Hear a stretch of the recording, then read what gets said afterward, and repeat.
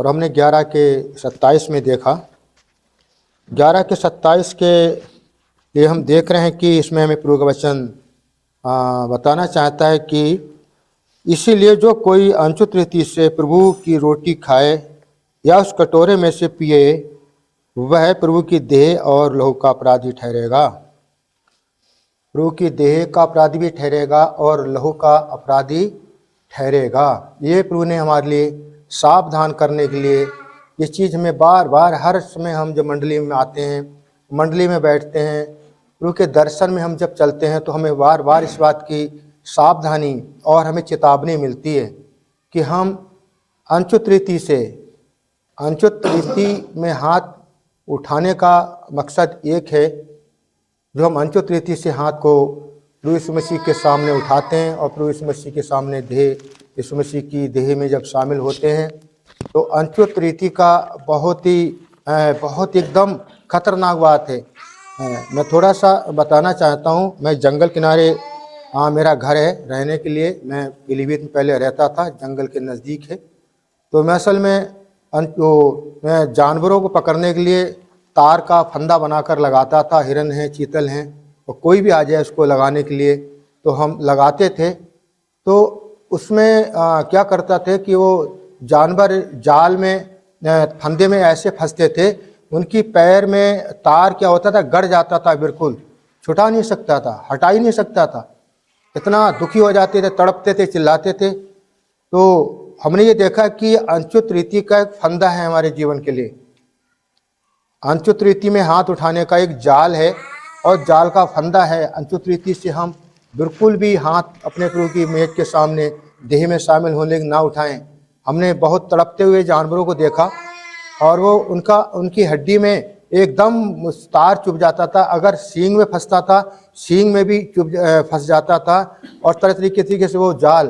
तो हमें अनछुत रीति के मतलब को हम कुछ मायने को समझना चाहते हैं कि अनछुत रीति है क्या। इसके बारे में हम थोड़ी सी बात करेंगे। वचन से हम थोड़ा सा प्रभु से हम सीखेंगे। सभी लोग इस बात के लिए मिलके हम देख रहे हैं। पहले मरकुस 10 का 38 वचन में हम एक बात देखेंगे थोड़ा, और इसके वचन के अनुसार अपने आप को हम जांचेंगे और हम तैयार करेंगे अपने प्रभु के सामने। 10 का 38 मरकुस।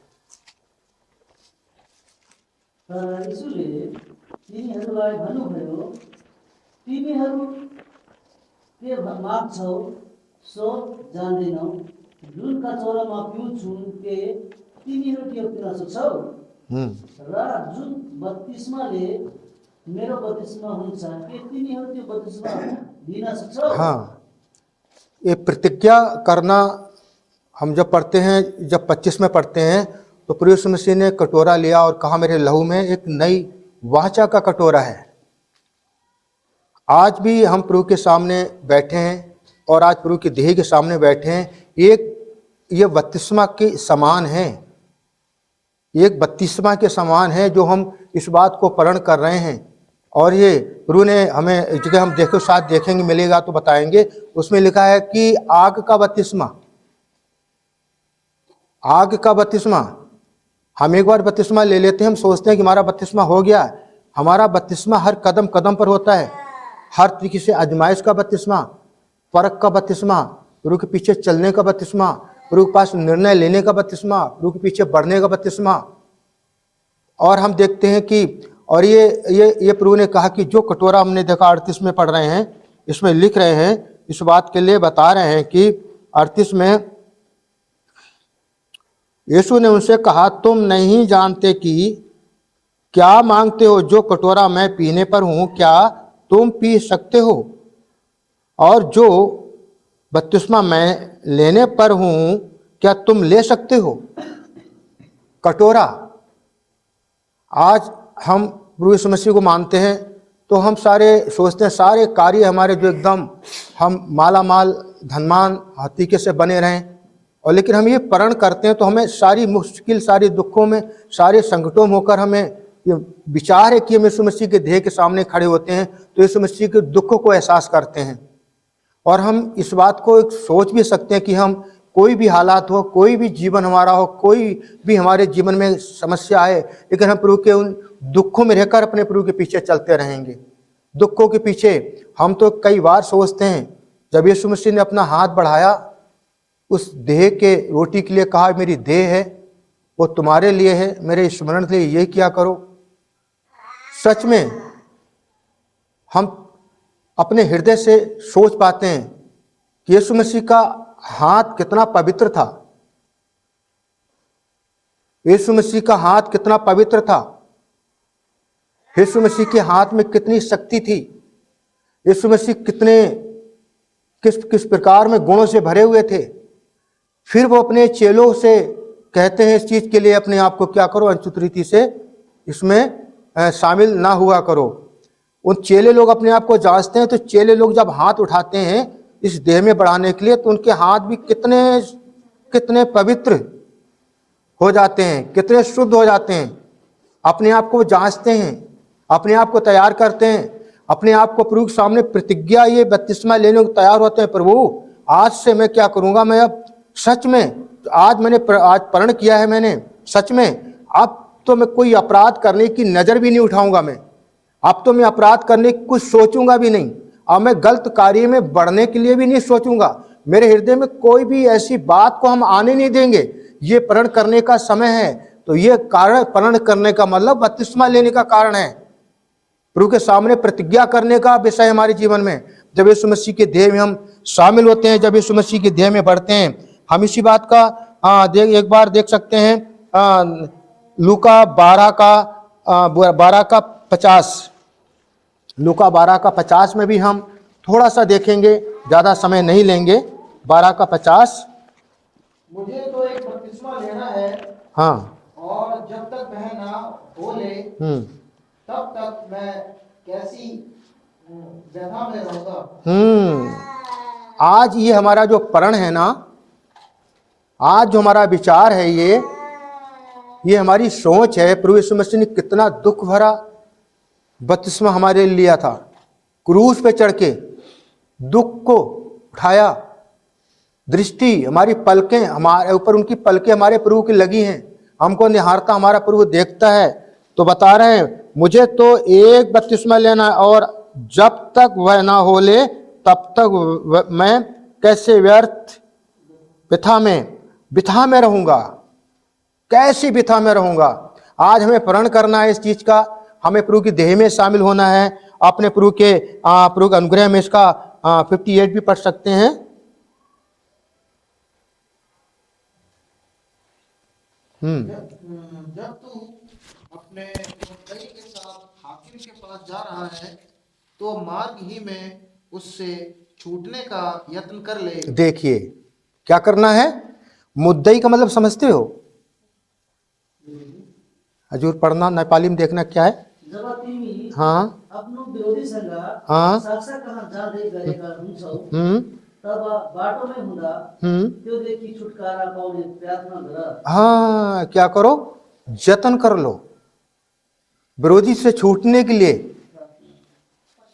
हैं, प्रयत्न करो, मतलब उपाय करो। हाथ पकड़ रखा है विरोधी ने हमारा, क्या पकड़ रखा है? हाथ में अपना, हमारे हाथ में अपना वो जाल, मतलब वो क्या बोलते हैं, फंदा डाल दिया उसने, फंदा डाल दिया है। और वो हमें इस जगह में ले जाना चाहता है, इस जगह में पहुंचाना चाहता है कि वो हमें ऐसे फंदे में डालना चाहता है कि हम पूरा दंड जो हम करेंगे, जो गलतियां करेंगे, उसका हमें अपराध चुकाना ही पड़ेगा। अगर हम अनुचित रीति से प्रभु की देह में शामिल होते हैं, तो प्रभु का वचन अगले बताता है, बहुत से रोगी भी हैं, बहुत से निर्बल भी हैं, बहुत से सो भी गए हैं। ये प्रयत्न करें छूटने का। आज हमारे पास समय है, हम प्रभु के पास आ रहे हैं, अपनी प्रभु की देह में शामिल होने के लिए जतन करें, प्रयत्न करें, कोशिश करें। जो हमारे हाथ में फंदा पड़ा है, क्योंकि हमारा जो है, हमें अपने मुद्दई जो हमारे लिए ले जा रहा है खींच के, हमारी सोच में, हमारे विचार में, हमारी धारणाओं में, हमारी चढ़ाव उतार में, मंडली की सेवा में, बहुत सी चीजें ऐसी हैं जो हम जो हैं इस बात को अभी समझने की समझ रहे हैं। और समझने का प्रयास भी हम करने का पूरा पूरा प्रयत्न करें। और ये मुद्दई जो हमारे लिए ले जाना चाहता है, मुद्दई जो हमारे लिए फंदे में डालना चाहता है। और अगले और थोड़ा सा पढ़ेंगे इसमें 58 का 12 का 58 दोबारा फिर। जब तिमी आफ्नो विरोधीसँग सासा कहाँ जाँदै गरेको हुन्छौ तब बाटोमै हुँदा त्योदेखि छुटकारा पाउने प्रयत्न गर, और नत्र त्यसले तिमीलाई न्यायकर्ता कहाँ तानेर लैजाला। हाँ, इसके बाद हम और देखते हैं, फिर हमें वहां दमड़ी दमड़ी करके वो आग में चुकाना ही पड़ेगा, नरक में जाके आग में जलना ही पड़ेगा। उसका दंड देखना पड़े। हमारे लिए अभी समय है सोचने का, हमें समय हमारे हृदय से विचार का है, समय सोचने का, समय प्रयत्न करने का समय है, समय हमारे लिए है अपने आप को जांचने का, समय है अपने आप को तैयार करने का, समय हमें प्रभु से अपने प्रभु में नजदीक आने का, उसके चरणों में अपने प्रभु के लिए पकड़ने का, अपने प्रभु के चरणों में लिपटे रहने का समय हमारे लिए है। समय बहुत गलत है, समय बहुत खराब है, हमें सावधान होके प्रयत्न करना है प्रभु के पास। आज अपने आप को जांचना है, हमारे लिए अपने आप को तैयार करना है। मत्ती हम 24 का 24 के हम 45 भी पढ़ेंगे।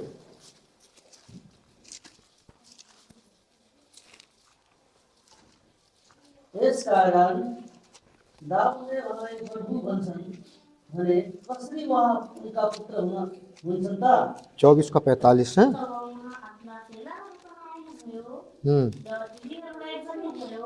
अब सुतिरहो र विश्राम गर, तेरा समय नजिक आइपुगेको छ र मानिसका पुत्र पापीहरूका हातमा पकडाइन्छन्। हमने 24 का 45 बताया है। ऐसा वह विश्वास योग्य और बुद्धिमान दास कौन है हाँ, जिसे स्वामी ने अपने नौकर चाकरों पर सरदार ठहराया इस समय पर उन्हें भोजन दे। देखिए हमें क्या बनना है, अब विश्वास योग्य दास बनना है, हमें प्रभु का भंडारी दास बनना है।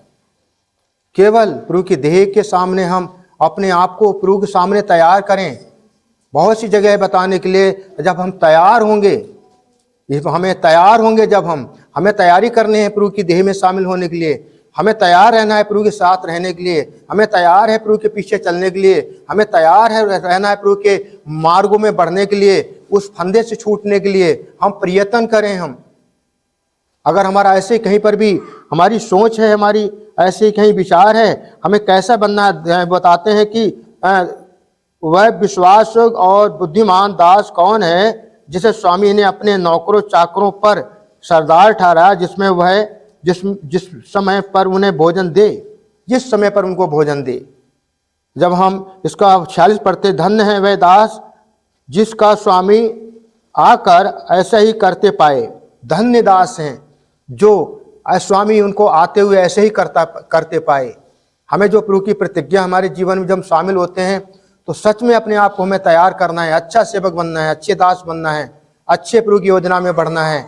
तब हमारा क्या है, वो दुष्ट की युक्तियों से हमारा क्या है, वो फंदा जो हमारे ऊपर डालने वाला है, जाल बिछाने वाला है, हमें फंसाने वाला है और अपना प्रयत्न करके हमको ले जाना चाहता है, उस दंड में डालना चाहता है, जो दमड़ी चुकाना ही पड़ेगा। वहां पर एक दमड़ी देकर भी नहीं बच सकते, बगैर दिए नहीं बच सकते हैं। उससे बचने के लिए हमें सावधान होकर अपने आप को तैयार करना है, अपने आप के प्रभु के सामने रहने के लिए अपने आप को तैयार करना है।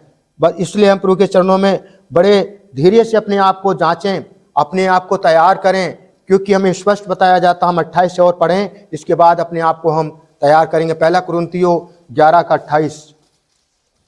इसलिए मनुष्य अपने आप को जांच ले और इस रीति से इस रोटी में से खाए और इस कटोरे में से पिए।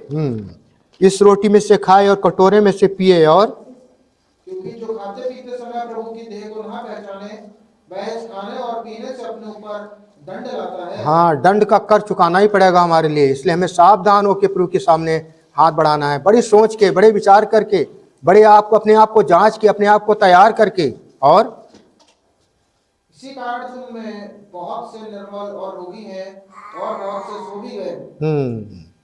और यदि हम अपने आप को जांचते तो दंड ना पाते। इस वचन के अनुसार हम अपने जीवन के लिए तैयार करेंगे। अगले के विषय जो प्रभु के दास हैं हैंड ओवर करते हैं सभी लोगों की यीशु मसीह में। जय मसीह।